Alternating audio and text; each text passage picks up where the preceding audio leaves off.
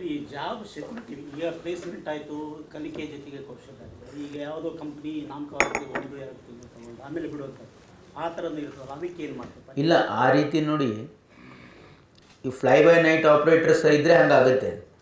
ನಾವು ಮಾತಾಡ್ತಾ ಇರೋದು there all established companies and reputed companies. ಸುಮ್ಮನೆ ಯಾರೋ ಹೋಗಿ ಪ್ಲೇಸ್ಮೆಂಟ್ ಕಂಪ್ನಿ ಅಲ್ಲ. This are all actual manufacturing companies are ಈಗ ಬೇರೆ ಬೇರೆ ಸೆಕ್ಟ್ರಲ್ಲಿ ಎಸ್ಟಾಬ್ಲಿಷ್ಡ್ ಕಂಪ್ನೀಸಿಗೆ ನಾವು ಆದ್ಯತೆಯನ್ನು ಕೊಡಬೇಕು ಅಂತಕ್ಕಂಥ ಉದ್ದೇಶ ಇದೆ.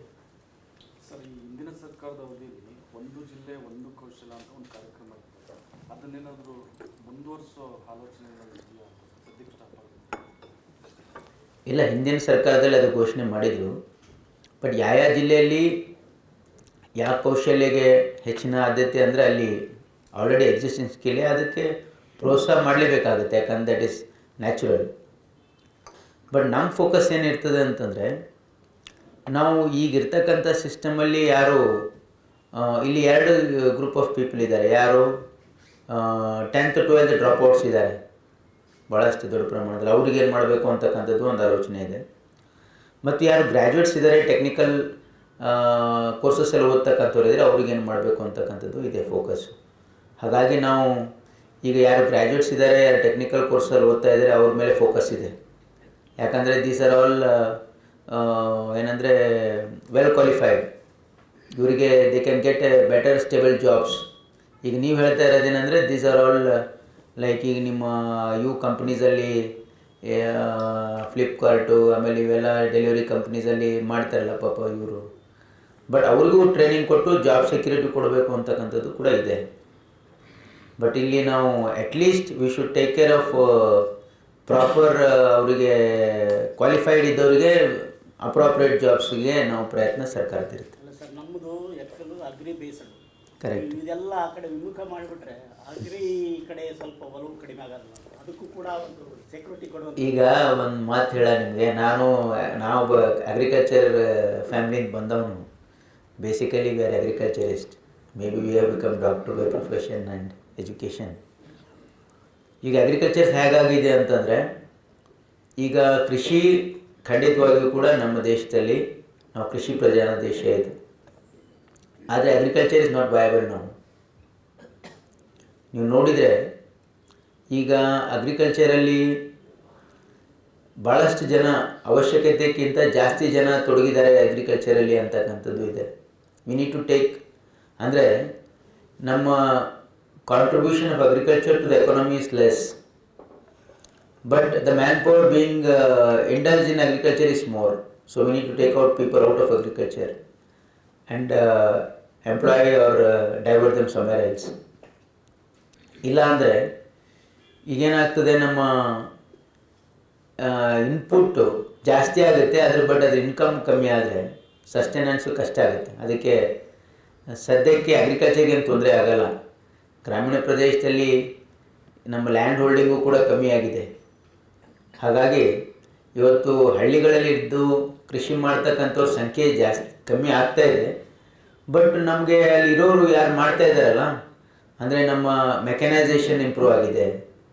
ಹಾಗಾಗಿ man power required in agriculture ಕಮ್ಮಿ ಆಗಿದೆ drastically because of utilisation of mechanised agriculture. ಈಗ ಹಿಂದೆ 1 ಎಕರೆ ಬಿತ್ತಬೇಕು ಅಂತಂದರೆ ಅಟ್ಲೀಸ್ಟ್ 3 ದಿನ ಆದರೂ ನೀವು ಕೂರಿಗೆ ಎತ್ತಿ ಬಿಸ್ತಿದ್ವಿ.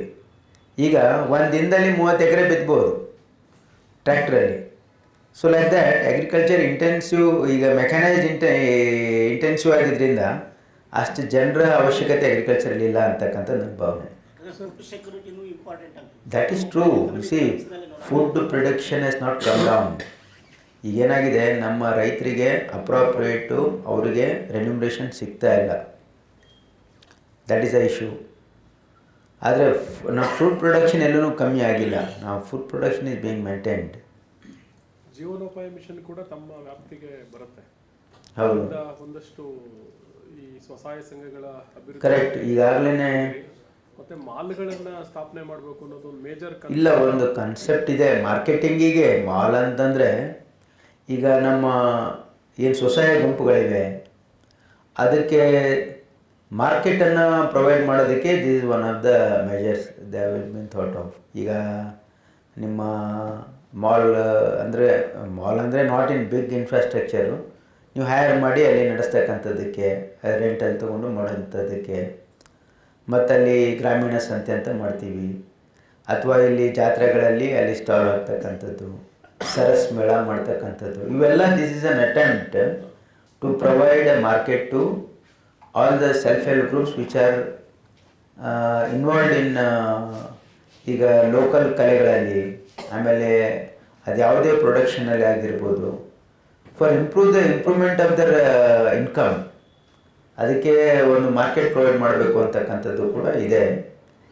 ಹಾಗಾಗಿ ಈಗ ಸಾಕಷ್ಟು ನಮ್ಮ ಗುಂಪುಗಳಿಗೆ ಬ್ಯಾಂಕ್ ಲಿಂಕೇಜ್ ಮಾಡ್ತಕ್ಕಂಥದ್ದಾಗಲಿ, ಅವರಿಗೆ ನಾವು ಅಂದರೆ CIF ಅಂತ ಕೊಡ್ತೀವಿ, ಅಟ್ಲೀಸ್ಟ್ 1.5 lakh rupees ಈಚ್ ಇದಕ್ಕೆ ಈಗ ಸಾಕಷ್ಟು ಸಂಘಗಳಿಗೆ ಕೊಟ್ಟಿದ್ದೀವಿ.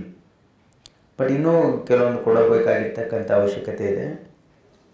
ಮತ್ತು ಅವರಿಗೆ ಒಳ್ಳೆಯ ಟ್ರೈನಿಂಗು ಕೊಡ್ತಾಯಿದ್ದೀವಿ ನಾವು. ಏನಂದರೆ ಕೃಷಿ ಸಖಿ, ಪಶು ಸಖಿ, ಆಮೇಲೆ ಬುಕ್ ಕೀಪರ್, ಈಚ್ ಇದಕ್ಕೆ ಅವ್ರಿಗೆಲ್ಲ ರೆನ್ಯುಮರೇಷನ್ ಕೊಟ್ಟು ಅವರಿಗೆ ಗ್ರಾಮೀಣ ಪ್ರದೇಶದಲ್ಲಿ ನಮ್ಮ ಸ್ವಸಹಾಯ ಸಂಘಗಳಿಗೆ ಬ್ಯಾಂಕಿಗೆ ಲಿಂಕೇಜ್ ಮಾಡ್ತಕ್ಕಂಥದ್ದು, ಇದೆಲ್ಲ ಆ್ಯಕ್ಟಿವಿಟೀಸ್ ನಡೀತಾ ಇದೆ. ಅದಲ್ಲದೆ ನಮ್ಮ ಸಾಲಿಡ್ ವೇಸ್ಟ್ ಮ್ಯಾನೇಜ್ಮೆಂಟಲ್ಲೂ ಕೂಡ ಗ್ರಾಮ ಪಂಚಾಯಿತಿಯಲ್ಲಿ ಇವತ್ತು ಹೆಣ್ಣುಮಕ್ಕಳಿಗೆ ನಾವು ಡ್ರೈವಿಂಗ್ ಟ್ರೈನಿಂಗ್ ಕೊಡ್ತಕ್ಕಂಥದ್ದು, ಆಮೇಲೆ ಈ ನಮ್ಮ ಕಸ ವಿಲೇವಾರಿ ಗುಂಪನ್ನು ಮಾಡ್ತಕ್ಕಂಥದ್ದು, ಇದೆಲ್ಲ ಪ್ರಯತ್ನ ಇದೆ.